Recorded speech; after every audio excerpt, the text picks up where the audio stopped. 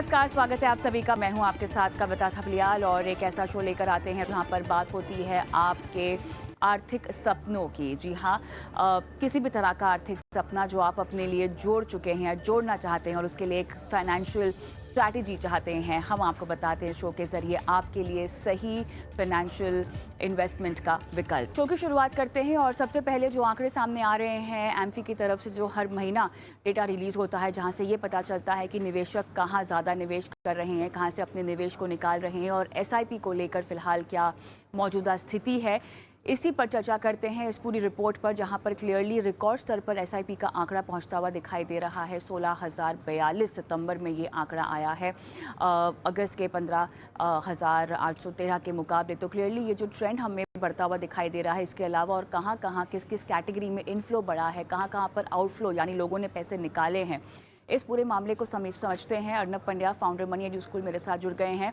अर्नब जी, स्वागत है आपका हमारी इस पेशकश में। और एक क्लियर कट टेक अवे जो समझ में आ रहा है एमफी के आंकड़ों से वो यही है कि एसआईपी के जरिए निवेश बढ़ रहा है और एक बार फिर से हर महीना दर महीना की कहानी हो गई है। देखा जाए तो रिकॉर्ड स्तर पर आंकड़ा और निवेश पहुंचता हुआ दिखाई दे रहा है।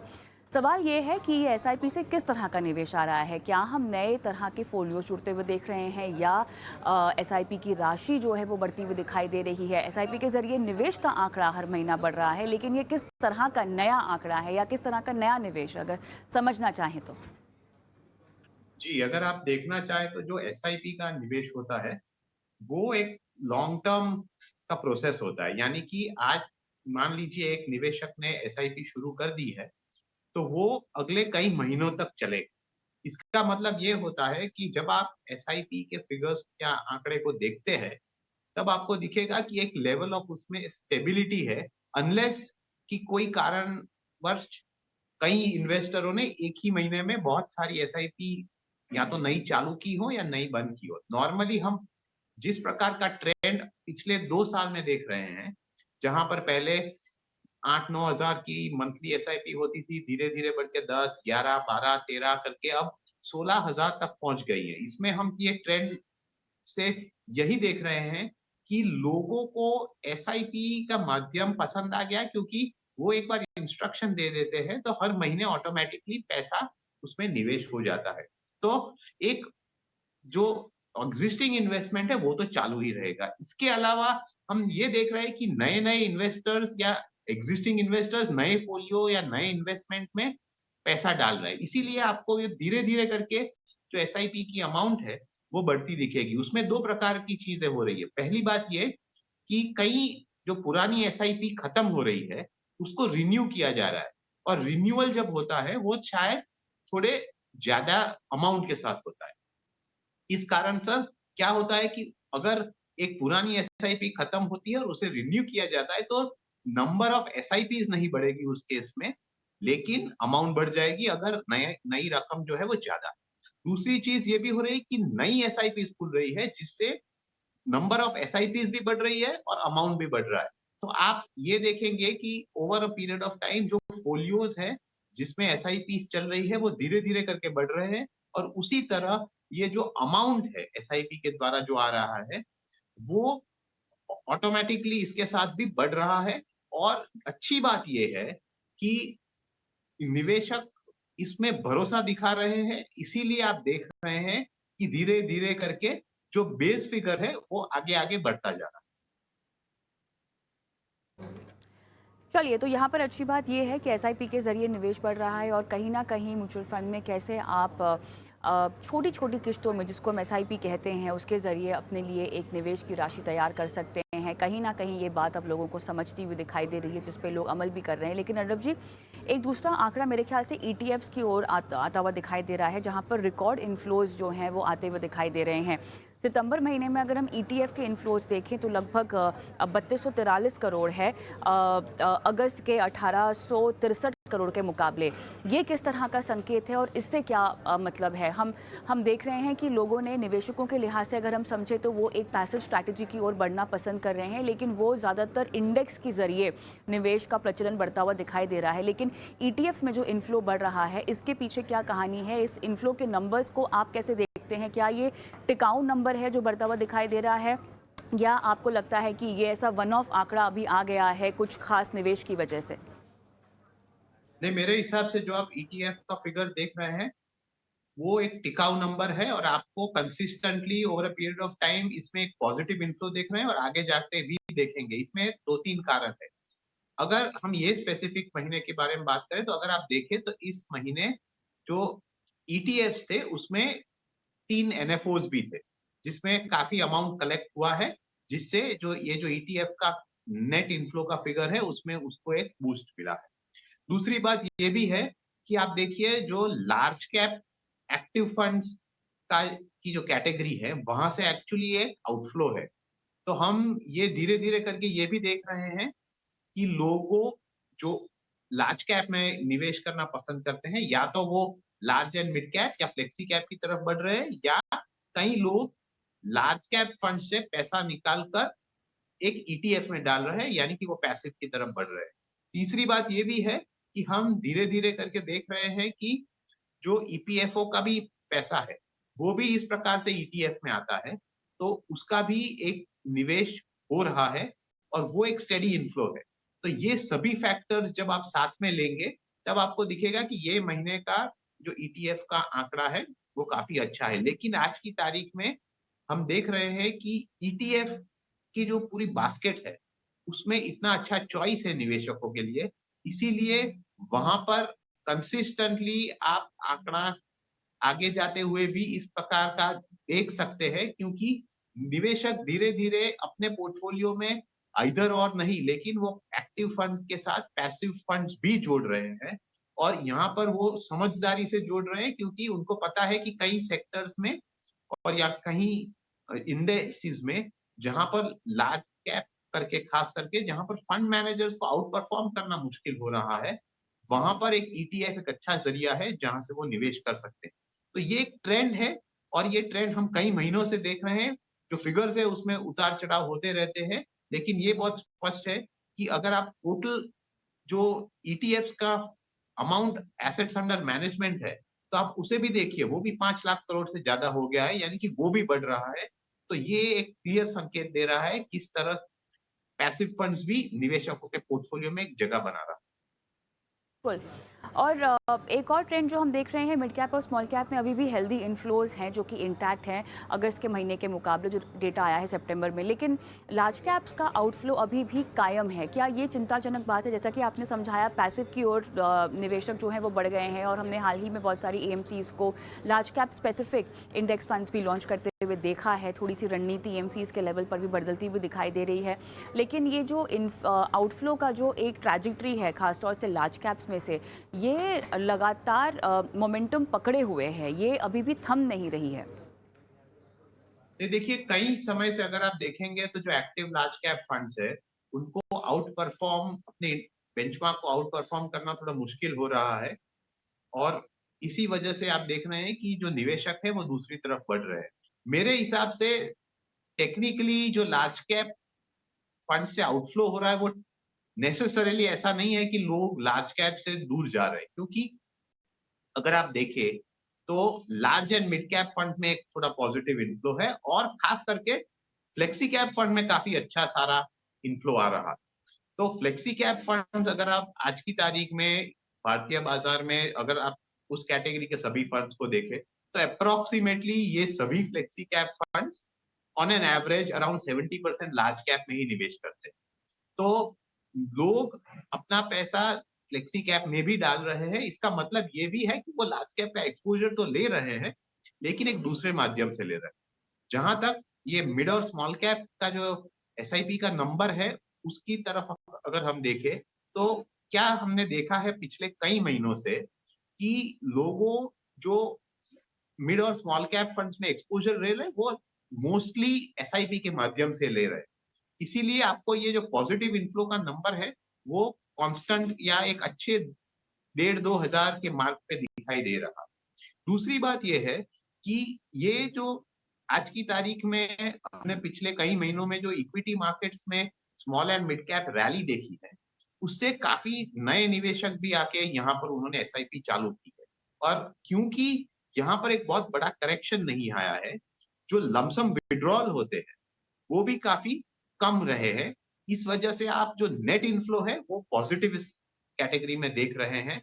और जहां तक निवेशकों का सवाल है, काफी सारे लोगों ने यहाँ पर एक जो एसआईपी चालू की है वो ही एक बड़ा कंट्रीब्यूटिंग फैक्टर है, क्योंकि आप ये कंसिस्टेंटली मंथ आफ्टर मंथ ये हाई इनफ्लो इस दो कैटेगरी में देख रहे हैं।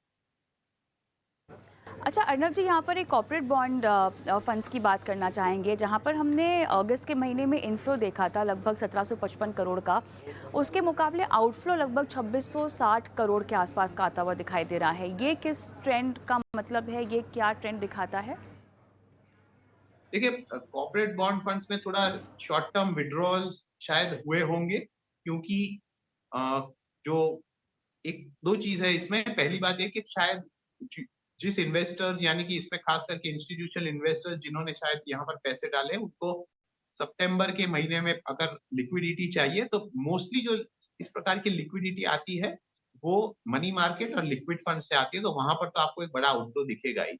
इसके अलावा थोड़ा रिडम्पशन यहाँ पर भी आया है, क्योंकि दो कारण यहाँ पर असर कर रहे हैं। पहली बात ये कि हमने भारत में एक बार फिर से इन्फ्लेशन को बढ़ते हुए देखा है, तो ये एक अनसर्टेनिटी डाल देता है कि जो आरबीआई का आज की तारीख में पॉज का स्टैंड था, वहां पर जो अपेक्षा थी कि थोड़े समय में वहां पर रेट कट शुरू हो जाएंगे, वो आज की तारीख में क्लियर नहीं है या क्लैरिटी नहीं है कि कब से रेट कट शुरू होंगे। क्योंकि आज की तारीख में भी हम देखें तो भारत में इन्फ्लेशन कंट्रोल में नहीं है। अब जो इजराइल और गाजा के बीच गाजा में जो तनाव बढ़ा है, जो फाइटिंग चल रही है, उससे अगर ऑयल प्राइस पे इम्पैक्ट होता है तो वहां पर इन्फ्लेशनरी प्रेशर्स बढ़ेंगे। तो ये सब से संकेत आता है कि अगले कई महीनों तक हम जो मॉनेटरी स्टैंस है उसमें कोई रेट कट्स की संभावना नहीं एक्सपेक्ट कर सकते, और इसी हिसाब से शायद रीएलोकेशन हो रहा है डेट पोर्टफोलियो में, क्योंकि जो निवेशक है उनको भी ये देखना है कि अगर शायद यील्ड्स बढ़ जाते हैं, और चांसेस इसके काफी हाई है क्योंकि आज की तारीख में रिस्क बहुत है बॉन्ड मार्केट में, तो अगर यील्ड्स बढ़ जाते हैं तो यहाँ पर उनको अगर लॉस ना सहन करना पड़े, इसीलिए शायद थोड़ा रीएलोकेशन भी हो रहा है इस एसेट्स में। ये तो मेरे ख्याल से कुल मिला के ये है एम्फी के आंकड़े, और महीने दर महीने किस तरह से निवेश को लेकर ट्रेंड बदल रहा है, बढ़ रहा है, कहीं ना कहीं हमें एक ट्रेंड समझ में आ जाता है।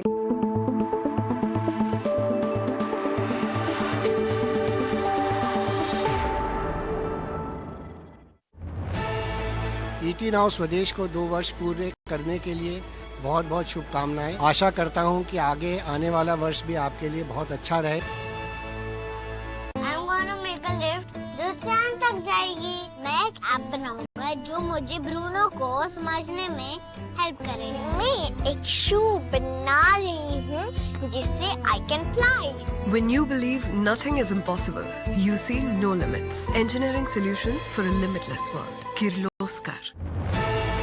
आपको काफ़ी शुभकामनाएं 2 साल पूरा करने के लिए। ईटी नाउ काफ़ी अच्छा काम कर रहा है इन्वेस्टर अवेयरनेस के लिए और फाइनेंशियल नॉलेज स्प्रेडिंग के लिए। प्रदेश की सालगिरह का अवसर है। यह चैनल अच्छे से काम कर रहा है, आगे भी अपनी भूमिका का ठीक प्रकार से निर्वहन करे, इसके लिए मैं अपनी ओर से बहुत बहुत बधाई देता हूँ। बहुत शुभकामनाएं। ईटी नाउ को 2 साल एज अ चैनल पूरा होने के you have done very well. मैं आपको शुभकामनाएं देता हूं और मुझे पूरी उम्मीद है आप और भी सफलता पाएंगे।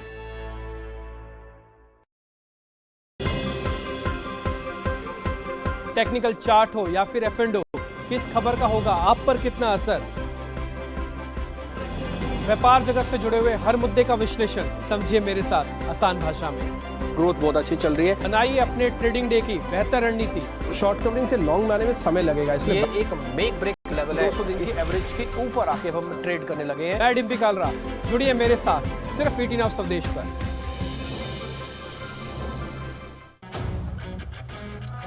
बाजार में पैसे से बनता है पैसा, सही सलाह और रणनीति से बनती है बात। मेरे साथ देखिए हर रोज कमाई की सौगात, केवल ईटी नाउ स्वदेश पर। 10 मिनट में आपका खाना डिलीवर हो न हो, पर यहाँ आपको मिलेगा हर 5 मिनट में कमाई का पक्का मौका। ईटी नाउ स्वदेश पर हर 5 मिनट कमाई का आइडिया। स्टॉक मार्केट में पोर्टफोलियो बनाना हो सकता है मुश्किलों से भरा। मार्केट का उतार चढ़ाव आपको कर सकता है कंफ्यूज। मार्केट में आज नीचे के लेवल से करीब 200 पॉइंट की रिकवरी आई। मैं अजय शर्मा आपको दूंगा सीधी और सटीक सलाह, जिससे आप बना सकेंगे अपना पोर्टफोलियो मजबूत। ईटी नाउ स्वदेश, बढ़ो देश के साथ।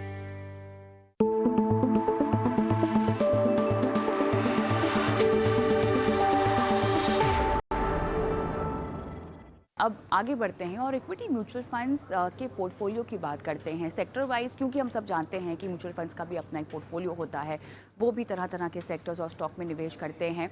तो सेबी का एक डेटा आ रखा है जो कहता है कि मुख्य तौर पर 5 सेक्टर्स ही हैं जहां पर तमाम इक्विटी म्यूचुअल फंड्स मोटे तौर पर निवेश करते हैं। Financial services, consumer, information technology, IT sector हो गया आपका, हेल्थ केयर, इंडस्ट्रियल्स, और इसके अलावा बाकी जितने बचे सेक्टर्स हैं वो उनकी श्रेणी में सबसे ज़्यादा यहाँ पर देखा गया है कि फाइनेंशियल सेक्टर लगभग 31.2% के आसपास का निवेश जा रहा है फाइनेंशियल सर्विसेज सेक्टर में, इस सेक्टर की कंपनियों में। उसके अलावा कंज्यूमर में आप देखिए लगभग 10%, और बाकी तमाम अगर हम देखें तो IT और हेल्थ केयर में कुल मिला के जो निवेश जा रहा है वो 6% के आसपास का है। तो किस तरह से अब इस डेटा को देखा जाए, क्योंकि जब भी हम किसी इक्विटी म्यूचुअल फंड की बात करते हैं और अगर हम एक्टिव स्ट्रैटेजी की बात करते हैं जहाँ पे एक फंड मैनेजर जो है आपके लिए रणनीति बनाते हैं और अपने एक्सपोजर को डिसाइड करते हैं, जिस भी तरह की कैटेगरी का वो फंड हो उस तरह की कैटेगरी में किस तरह के स्टॉक्स आ सकते हैं, सेक्टर आ सकते हैं, उनका कॉल वो लेते हैं। लेकिन उसके बावजूद भी केसेस में देखा गया है कि जो फिलहाल म्यूचुअल फंड्स का पोर्टफोलियो है वो कहीं ना कहीं इंडेक्स को ही रेप्लिकेट करता है। तो अगर इंडेक्स को ही रेप्लिकेट कर रहा है तो क्यों ना आप इंडेक्स फंड की ओर ही अपना रुझान बढ़ाएं। आप क्यों किसी फंड मैनेजर को कुछ % ज़्यादा पैसे देकर अपनी उनसे सर्विस ले रहे हैं, अगर आपको उसी तरह का एक्सपोजर मिल रहा है या कई मामलों में जैसे कि लार्ज कैप में हम देख रहे हैं इंडेक्स में आपको ज़्यादा बेहतर रिटर्न मिल रहा है, तो क्यों इस तरह के पोर्टफोलियो से फ़ायदा नहीं हो रहा है, और अगर होगा तो किस तरह से होगा, ये पूरे मामले को समझते हैं। लेकिन उससे पहले एक बार इस डेटा को बारीकी से हम देखते हैं अर्नब जी। सेक्टर डाइवर्सिफिकेशन का जो डेटा आया है सेबी की तरफ से, ये डेटा पब्लिक डोमेन में किस तरह का संकेत देता है और किस तरह से एक बात हमें समझ में आ रही है कि डाइवर्सिफिकेशन जो अहम पर्पस होता है उसको क्या पूरी तरह से फॉलो किया जा रहा है अगर एक्टिव स्ट्रैटेजी की बात करें, या कहीं ना कहीं उतार चढ़ाव वॉलेटिलिटी से बचने के लिए, जोखिम कम करने के लिए इंडेक्स को ही या उससे मिलता जुलता एक्सपोजर ही एक्टिव फंड मैनेजर्स रखना चाह रहे हैं? अगर हम ये डेटा को देखें तो पहली बात तो ये है कि आपको दिखेगा कि जो इक्विटी म्यूचुअल फंड का जो निवेश है वो डाइवर्सिफाइड अक्रॉस मल्टीपल सेक्टर्स। तो उसमें फाइनेंशियल सर्विसेज आ गया, IT आ गया, हेल्थ केयर आ गया, उसके अलावा काफी सारे सेक्टर्स भी है जहां पर म्यूचुअल फंड्स एक्सपोजर लेते हैं। तो इसका मतलब ये होता है कि एज एन इन्वेस्टर आपको अपने पोर्टफोलियो में डाइवर्सिफाइड एक्सपोजर मिल रहा है। क्वेश्चन ये है कि आपने किस प्रकार का फंड लिया है और उस फंड में स्पेसिफिक फंड मैनेजर क्या कर रहा है। दूसरी बात यह है कि अगर हम जब ये डेटा देखते हैं तो आपको थोड़ा ध्यान रखना चाहिए, क्योंकि जब हम फाइनेंशियल सर्विसेज फॉर एग्जांपल देखते हैं आपको दिखेगा कि ये फिगर 31% है, तो आपको लगेगा कि 1/3 ऑफ द इन्वेस्टमेंट सिर्फ एक ही एरिया में जा रहा है, लेकिन इसमें थोड़ा संभलने की जरूरत है। पहली बात ये कि अगर हम टोटल BSE 500 के मार्केट कैप को देखें, यानी कि अगर आप टॉप 500 कंपनीज देखें तो उसमें फाइनेंशियल सर्विसेज का वेटेज तकरीबन 31-32% ही है। यानी कि इसमें ऐसा नहीं है कि as compare to the overall composition of top stocks mutual funds को ज्यादा यहाँ पर डालते हैं। दूसरी बात यह है कि जब आप फाइनेंशियल सर्विसेज एक टर्म यूज कर रहे हैं तो उसमें काफी सारे सब सेक्टर्स आ जाते हैं, यानी कि उसमें काफी सारे अलग अलग प्रकार की कंपनीज अलग अलग प्रकार के एरिया में काम करती है। उसमें बैंक्स होती है, उसमें हाउसिंग फाइनेंस कंपनीज होती है, उसमें स्मॉल फाइनेंस बैंक भी होती है, इंश्योरेंस कंपनीज भी होती हैं, एसेट मैनेजमेंट कंपनीज भी होती है। तो आपको अगर ऑन एन ओवरऑल बेसिस आप कोई भी सेक्टर को देखें तो उसमें भी जब म्यूचुअल फंड्स निवेश करते हैं तो वो इंटरनली भी डाइवर्सिफाई करते हैं। यानी कि अगर आप बैंक्स के ही एग्जांपल ले ले तो बैंक्स में भी आपके पास काफी सारे ऑप्शंस है, public sector banks, private sector banks, even with in banks in terms of market cap. क्या आपको एक बड़ी बैंक चाहिए, आपको एक छोटी बैंक चाहिए, एक स्मॉल फाइनेंस बैंक में आपको लेना है एक्सपोजर। तो ये सभी चीजें आप जब आप एक इंडिविजुअल पोर्टफोलियो को देखेंगे वहां पर आपको बारीकी में पता चलेगा कि किस प्रकार से फंड मैनेजर डाइवर्सिफाई करके अलग अलग प्रकार का एक्सपोजर अपने पोर्टफोलियो में रखते हैं। और तो यही पूरा मकसद होता है म्यूचुअल फंड का कि आप कन्वीनियंस के लिए उसे एक ही साथ क्लब कर ले, अंडरस्टैंडिंग के लिए, लेकिन इन टर्म्स ऑफ एक्चुअल होल्डिंग्स किस प्रकार से आपका फंड ने निवेश किया है ये बहुत इंपॉर्टेंट होता है। तो अब क्योंकि इक्विटी म्यूचुअल फंड अक्सर इतने ज़्यादा डाइवर्सिफाइड रहते हैं और मौजूदा क्योंकि हम अलग अलग कैटेगरीज देखते हैं किसी भी म्यूचुअल फंड में और जनरलाइज करना सही नहीं होगा क्योंकि हम एक्टिव फंड्स की बात कर रहे हैं जहां पर हर एक फंड मैनेजर की अपनी अपनी एक स्ट्रैटेजी होती है। लेकिन अगर हम लार्ज कैप का उदाहरण ले लें अर्णव जी, तो कैसे अक्रॉस फंड्स, एएमसीज और fund houses large cap category में हम मिलता जुलता एक्सपोजर देखते हैं तमाम फंड्स का, क्योंकि इनके पास एक पूल ऑफ स्टॉक्स या यूनिवर्स छोटा होता है, इसीलिए क्योंकि अगर हम इसकी तुलना मिड कैप स्मॉल कैप से करें तो मेरे ख्याल से एक फंड मैनेजर के पास डाइवर्सिफिकेशन की ज़्यादा गुंजाइश होती है क्योंकि उनका यूनिवर्स बड़ा होता है। लेकिन अगर लार्ज कैप की बात करें तो कैसे अक्रॉस फंड हाउसेस अगर लार्ज कैप फंड देखें तो मिलते जुलते ही स्टॉक्स होते हैं, एक्सपोजर भी काफ़ी हद तक किसी सेक्टर में स्पेसिफिक उतना ही होता है कमोबेश। देखिए, जब आप लार्ज कैप के बारे में बात करें तो उसमें आपको ये समझना चाहिए कि जो यूनिवर्स है पहले वो तो 100 स्टॉक का है, 1 to 100 बाय मार्केट कैप।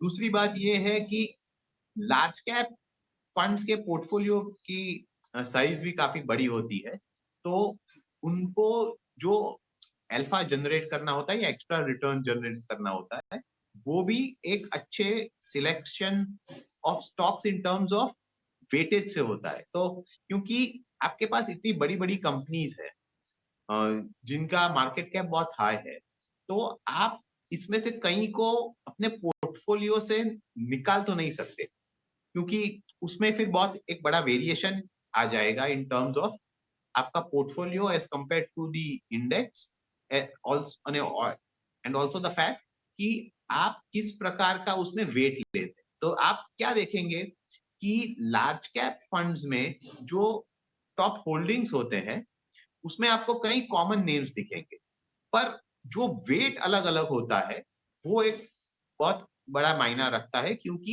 ये वेटेजेस अलग अलग होते हैं, वो आपके एक्चुअल फाइनल रिटर्न को डिटरमाइन करते हैं। दूसरी बात ये है कि जैसे आप नॉर्मली निवेशक जो होता है वो सिर्फ टॉप 10 होल्डिंग्स या उसको देख के ये मानता है कि मैंने इस पोर्टफोलियो के मेन होल्डिंग्स देख लिए, लेकिन जैसे जैसे आप ये लार्ज कैप फंड्स में भी आप नीचे जाते हैं इन टर्म्स ऑफ स्मॉलर होल्डिंग्स, तब आपको पता चलेगा कि दूसरे कौन से स्टॉक्स ये फंड मैनेजर ने शामिल किए। क्योंकि आप देखेंगे कि जो पूरा लार्ज कैप का स्टॉक का यूनिवर्स है उसमें आप दो भाग कर सकते हैं। पहला एक फॉर एग्जांपल टॉप 50 स्टॉक्स और दूसरे नेक्स्ट 50 स्टॉक्स। तो ये दो कैटेगरीज है, उनका परफॉर्मेंस में भी आपको बहुत बड़ा डिफरेंस दिखेगा क्योंकि ये दोनों सब कैटेगरीज का भी कॉमन परफॉर्मेंस नहीं रहता।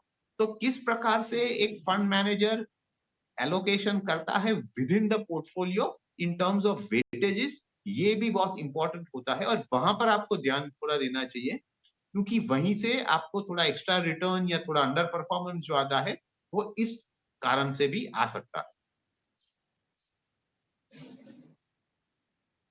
म्यूचुअल फंड्स की और किस तरह से अक्रॉस सेक्टर्स हम जो है इनको डाइवर्सिफाई होता हुआ देख रहे हैं। मकसद इस चर्चा का यही है ताकि आप समझें कि अगर आप किसी भी म्यूचुअल फंड में निवेश करते हैं, खासतौर से इक्विटी म्यूचुअल फंड में निवेश करते हैं, तो वो आपका पैसा कहाँ निवेश कर रहे हैं, वो आपका पैसा कहाँ डाल रहे हैं। और इस चर्चा के ज़रिए आपको हम ज़्यादा सजग बनाने की कोशिश कर रहे हैं ताकि आप अपने पैसों की भागदौड़ जिम्मेदारी अपने हाथ में लें। बहुत बहुत धन्यवाद अर्नब जी, समय निकाला आपने और इतनी खास चर्चा में शिरकत की आज।